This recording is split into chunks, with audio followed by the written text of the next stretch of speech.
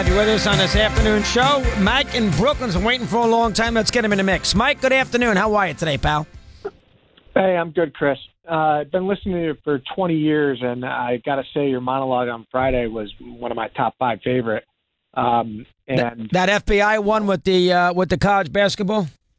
Yeah, you nailed it. You hit it out of the park. You know, why is the FBI going after recruiting violations instead of, protecting schools who are getting shot up left and right every other week? So I was working and I wasn't able to listen to the rest of the episode, so I went back to listen on demand over the weekend, and I noticed the episode was not there and kept checking back, not there.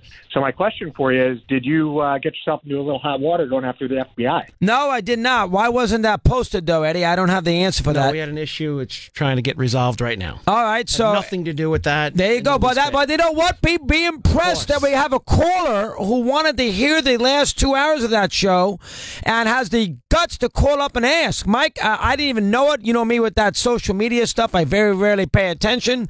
Will that get posted, Eddie, once you get it fixed? I tried to repost it today. I'm waiting to see if it came back up. If it did not, I will have to call someone. Mike, there you go. How about that? Good for you. Well, 100%. I'm not a conspiracy theory guy, but with all the EEI stuff going on last week, I couldn't help but think, hey, maybe Doggy finally pushed the wrong button. No, I did not. I did not get in trouble for that. And again, I've said 1,000 times, the one great thing about Sirius XM, I'll let you do what you want. Go ahead. By the way, it is there now. It is there now. Yes. So you can hear that show, the whole show? The whole show. Unedited. All right. That's the Friday. It's Friday, right? Absolutely. Friday. All right, there you go. Let's talk to, I wanted to get the Donald Young guy in here, and we lost him. All right, so we talked to Mike in South Carolina. He's on Mad Dog Unleashed. Mike, good afternoon. How are you today? What do you have for me? Good afternoon, Chris. How you doing? All right, Mike, nice to talk to you. What's on your mind now? Let me hear. Okay, the first with Working Girls. Don't forget about Sigourney Weaver. Yeah, she was good. Got nominated for a supporting actress in that movie.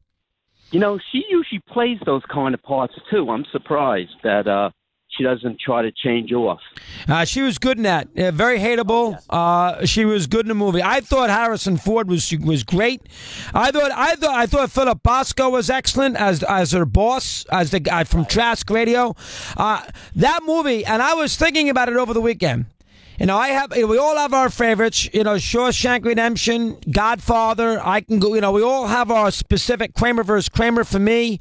We all have the 10 or 15 in the last 30, 40 years that would be right up there. Place in the Sun going back to 51 for me.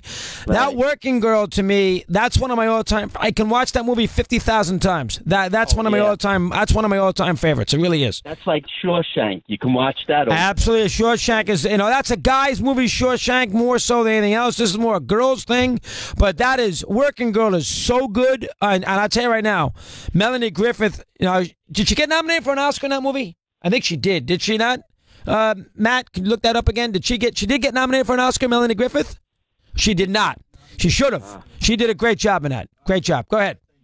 Also, now, was that the tennis you were talking about? With the racial slur, yes, supposedly? Yes, Donald Young did an horrendous job based on everybody there who heard it, and everybody there. See, that's the problem, Mike. There's no repercussions for Donald Young. He throws that out there on his Twitter page, disappears to the next tournament, and does not take Harrison off the griddle, and lets it sit out there when everybody who was in the building, who was at the event, who was 2 inches away from him, went on record with quotes. That is nonsense. I did not hear a thing.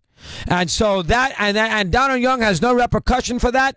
And I'm not making Ryan Harrison out to be Gandhi, but that really bothers me. I was bothered by that. Jeff in Rhode Island, and he's aboard. He's on Mad Dog Unleashed. Jeff, good afternoon. How are you today? Are you there, Jeffrey? Take it away. What's on your mind today? All right, we lost Jeffrey, I believe. So we tried Greg in Chicago, and he says hello. Greg, it is your turn. It's me, Chris. Yes, Greg, how are you today? It's me. I'm so glad to talk to you, Chris. Good to have you aboard, Greg. What's up now? It's a pleasure. A couple things. You talk about, days of past, like you brought up Willie May or Mickey Mantle, Right. These kids don't know anything They about. don't. How about Brian Piccolo? Oh, he's There's different. a name that's from the past that I don't think one kid would know. I agree, but Piccolo wasn't a star. Piccolo, it's a terrible story. But they made a great movie out of it, and obviously Gail Sayers wrote that book, I Am Third. But it is not no. Very few people are gonna know the Piccolo story. Well, Right. I met him, Chris, real quick at St. Can's Men's Club in 1970. I'm a few years older than you. I was born in '56. I know you're '59, and he was nothing but a gentleman, Chris.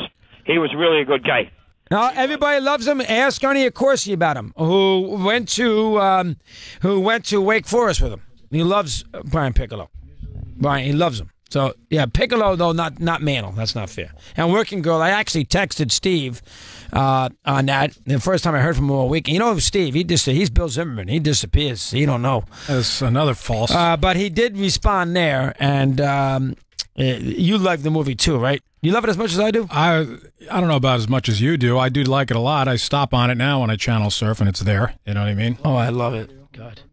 The end is great when she goes with the new job and she thinks she's the secretary, and she gets to the office, and make a long story short, she's surprised with the new secretary for the new job, wants to get a coffee, and I'm usually the one getting a coffee, and she sits in the chair. The new secretary comes back after the coffee and says, well, this is where I sit. You sit over there. And then she realizes that, she got a big job, and she gives the girl 2 rules. Here's the rule. I don't expect you to get coffee. When you go fetch something for yourself, maybe you can fetch me a cup, and we'll just play the rules as we go along. Yeah. And she's sitting in that office building, and she calls Joan Cusack. That is a tremendous. Movie. It's a good movie. Jack and Harrison Ford is phenomenal in the movie. I'll tell you another good part of that movie. When she's about to take the new job after she finally wins this battle, she and Harrison Ford are making lunch together, and he gives her the lunch box. Yeah, with an apple, and he goes, note for the teacher. The Twinkies, the apple. Yeah. Oh, it's phenomenal. And they share the piece of toast. Oh, God, it's great. I can watch that all day. Hopeless romantic. Oh, and I have Kira there. And Kira, you know how 17-year-old kids to get them to watch a movie? She was into it? She was into it. Now, it took 10 minutes. You got to get her into the theme, but she liked it. I was thinking about that, too, about my kids watching movies. Now, Shawshank, I've gotten them to get into. They're all into that. But like Heaven Can Wait, it was on the other day, and I stopped on it. Now, my kids weren't home at the time, but I was thinking... That's one of your all-time favorites. I was thinking if any of my kids would be into putting in the time, maybe not. You know what I mean? Probably not. I don't love that movie as much as you do. I know you love that movie. Football was part of the early attraction. Right, Rams, Los Angeles Coliseum. But the cast is very good in that movie. Listen, Beatty's phenomenal. Julie Christie's great in the movie. Diane Cannon's hilarious. Diane Cannon. I didn't like that movie as much as you did. I think Working Girl, I don't know, for some reason. That's a good movie. Oh, it's a good movie. And, she finally, I love the way Phil Bosco in the elevator says to Sigourney Weaver, how did you come up with this idea? And she's struggling. She can't come up with that. And she says, well, what inspired you? Got to be something. What triggered it? And she had no idea. I have to go look at my files. Yeah, and she look. Can you help me out here, Jack? And Jack gives, and he just shakes his head. And then as Bosco says, why don't you get your bony ass out of your office and everything else? And then he turns to Melanie Griffin and says, you got that little fire in your, is this a one-time deal? Or you get that little fire in your belly and you can do a good, it's so good. Oh, my God. Good. It's good. It's entertaining. Love the film. It got nominated, should have won the Oscar that year. Rain Man did. What year was it? 88. Rain Man did. That's a better movie than Rain Man. Rain Man was huge back then. Rain Man's a movie about Dustin Hoffman, about his portrayal here, and he was great. The movie itself is not as good as Working Girl. It's a movie, those kind of movies, Scent of a Woman with Al Pacino, those kind of movies are tour de forces for the actor.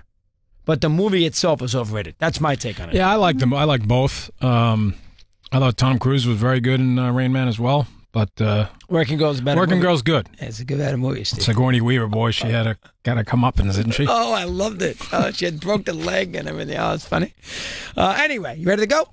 Yeah, sure. Hosmer signs. J.D. Martinez signs. Yeah. Oh, but Kirk Cousins with the Jets is a possibility. What else you got? Louisville doesn't get their championship. Correct. The U.S. Ryder captain, Jim Furyk, named Tiger Woods and Steve Stricker two of his vice captains for the Ryder Cup. So I throw that in there for you. Very good. How about Bubba Watson? Did we look up how many times Bubba Watson has won Hartford? Oh, Hartford specifically? He's won 10 overall. Yep. He won L.A. 3 times, and he's won the Masters twice. That's 5. And I bet you he's won Hartford twice. 7 of his 10 tour wins are at those 3 events. I bet you if you look it up, he's won Hartford a couple times, too. Going to watch IU Nebraska tonight? No, I'm going to miss. Nebraska needs to win. Nebraska it's a big game. They lost to Illinois the other day. Bad loss. No, bad loss. Bad loss. Big game. Indiana's won 4 in a row. Playing better. Yeah, 84-82 over Iowa this week. They're road win. They're locked into the 7th seed. They can get as high as 5. But a lot has to happen. Could they still make the NCAA tournament? No, only if they win the Big Ten tournament. They weren't even in NIT bracketology until last week. The NCAA, that's next week. The Big Ten tournament. If they're the 7th seed, they play what day? Well, they don't have to play the first, so they'll play Thursday. And if they're the 5 seed, they play what day? Well, the only teams that play on Wednesday are the bottom 4, so they're already locked into not. So playing they don't have to, but they will have to play Thursday. No they cannot get a double bye to the quarterfinals. Right. The highest they see they can get is a 5. Good move by the Big Ten. Playing that Big Ten final 10 minutes before Selection Sunday is a complete waste of time. But I wonder how the coaches feel about it this year. Trying to shoehorn everything in because it's been tough. The schedule's hard. I don't disagree with you on that. Schedule's tricky. Not a lot of downtime. And next Wednesday for your. You gonna go to what? You gonna go to an Indiana game? I don't know. I'm trying to work on it. I don't know. We'll see. How many times? He's won Hartford 3 times. Riviera, he's won 3 times. And how about Hartford? Hartford. I know Riviera, Matt. We've been saying that all day. Riviera was what the tournament was just now. The Insurance Open in Hartford. We had to find out how many times Bubba Watson's won. Did you watch that this weekend? I did not. Actually, a little bit on Sunday after Michigan and Ohio State, but I took a nap into both at the end of the Michigan-Ohio State game, and I did. I actually slept. Yeah. Amazing.